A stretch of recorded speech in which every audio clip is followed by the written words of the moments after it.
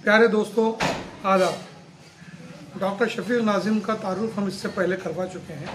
Doctor Shafiq Nazim एक अच्छे शायर, अदीब, नक्काद हैं, लेकिन इनकी और एक खुसूसियत है कि इन्होंने PhD की है मजरूह सुल्तानपुरी पर।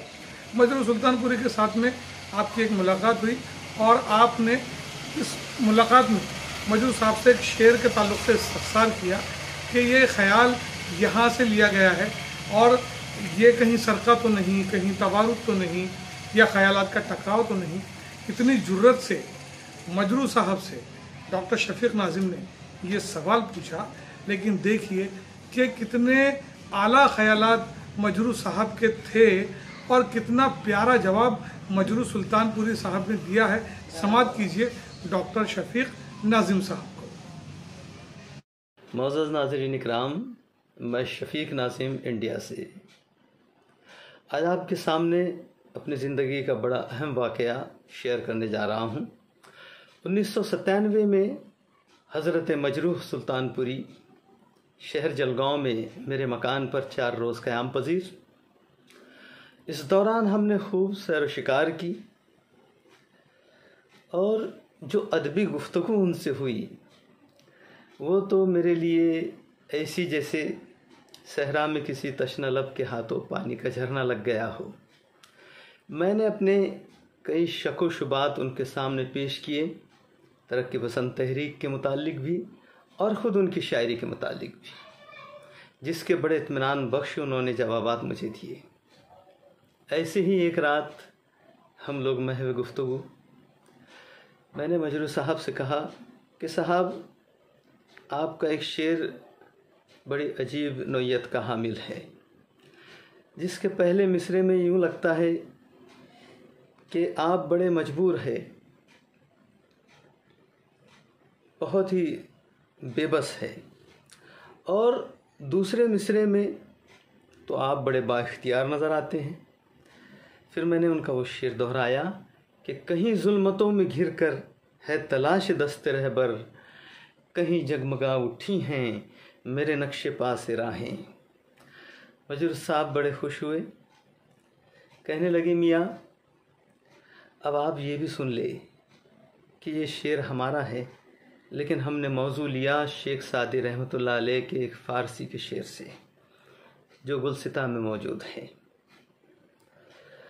तो मुझे बड़ा ही ताज्जुब हुआ, क्योंकि मेरे वहम व गुमान में भी ये बात नहीं थी कि इतने अजीम शोरा भी अपने पेशरो शोरा के ख़यालात से इस्तिफ़ादा उठा सकते हैं। मैं हमतन गोश था। मजरूह साहब ने कहा कि इससे पहले कि हम वो शेर दोहराएं, हम वो वाक़या बयान करना ज़रूरी समझते हैं जिसके पस मंज़र में शेख सादी रहमतुल्लाह अलैह ने ये शेर कहा। फिर उन्होंने वो वाक़या बयान किया और कहा कि एक बड़े कामिल बुज़ुर्ग थे जो पानी पर चला करते थे और बड़े बड़े दरिया अबूर करते थे।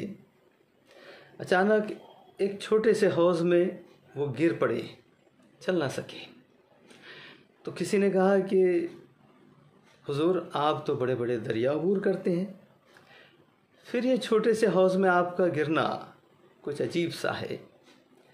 जिस पर उन्होंने जो जवाब दिया उसे शेख सादी रहमतुल्लाह अलैह ने शेर के कालिब में इस तरह ढाला, गहे बरतार में आला नशीनम, गहे बरतार में आला नशीनम, गहे बरपुश्त पाए खुद नबीनम। कभी तो मैं आला मनसब पर फाइज होता हूँ और कभी इस कदर पायमाल कि खुद को भी ना देख पाऊँ। अब साहब, मेरे जहन में जो शक था मैंने उनके सामने पेश कर दिया।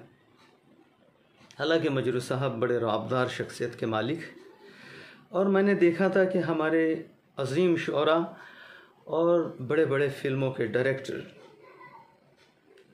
उनके सामने जब कोई बात करते या कुछ पूछते तो 100 बार वो अपनी बात को टटोला करते थे और फिर उनके सामने गोया होते थे।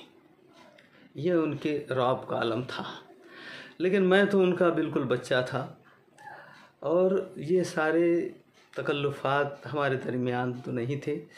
मैंने कह दिया कि साहब इस तरह तो आप पर सरके का इल्ज़ाम भी आयद हो सकता है। मजरूर साहब मुस्कुराए। अब देखिए साहब उन्होंने क्या जवाब दिया। हा। मजरूर साहब ने कहा कि मियाँ सरके का इल्ज़ाम उस वक्त आयद होता कि हम यूं ही ये मौजू को बरत देते, लेकिन चूँकि हम पहले इन तजर्बात से गुज़रे हैं, हमने ख़ुद को अपनी ज़िंदगी में कभी बेहद मजबूर लाचार पाया और कभी इस कदर हम बाइख्तियार रहे कि कहीं जगमगा उठी है मेरे नक्शे पा से राहें। और चूँकि जब मैं इन तजर्बात से गुज़रा हूँ तो मुझे हक़ है कि मैं इन मौज़ूआत को बरतूँ। तो साहब मेरे सामने ये वाज़ेह हुआ कि हम अपने पेशरो अज़ीम शोरा के मौज़ूआत को भी बरत सकते हैं, लेकिन शर्त यह है कि हम पहले उन तजर्बात से गुज़रे हो। अगर हम उन तजर्बात से नहीं गुज़रे तो हमें कोई हक़ नहीं कि हम उन मौज़ूआत को बरतें। बहुत बहुत शुक्रिया। जज़ाकल्लाह।